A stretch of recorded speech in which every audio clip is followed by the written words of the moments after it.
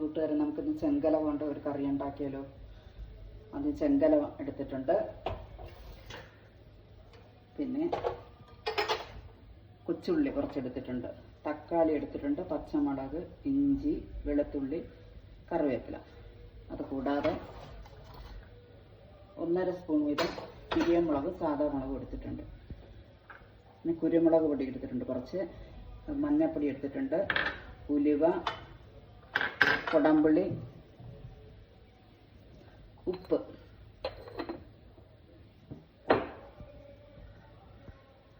Stove കത്തിച്ച് ഒരു ചട്ടി അടുപ്പത്ത് വെച്ച്, എണ്ണയുടെ കാര്യം പറയാൻ വിട്ടുപോയി, കുറച്ച് വെളിച്ചെണ്ണ ചട്ടിയിലേക്ക് ഒഴിക്കാം.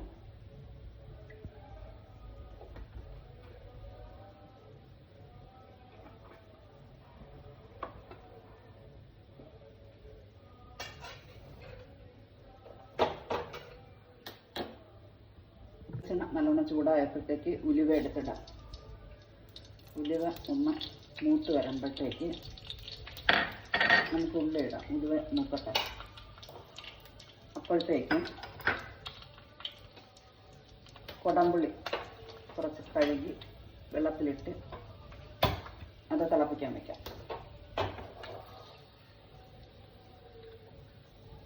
ഉലുവ മൂട്ടിന് അതിലേക്ക് നമുക്ക് ഉള്ളി ഇടാം.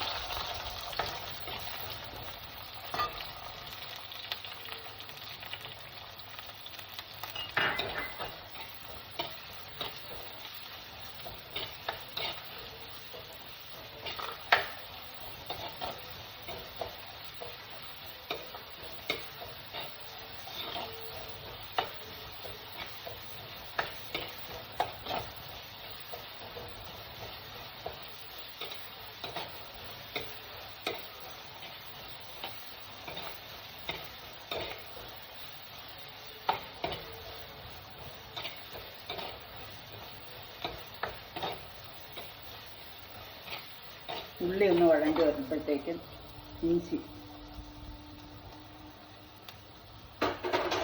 വെളുത്തുള്ളി, പച്ചമുളക് ഇത്രയിട്ട് നല്ലപോലെ വഴറ്റിയെടുക്കാം.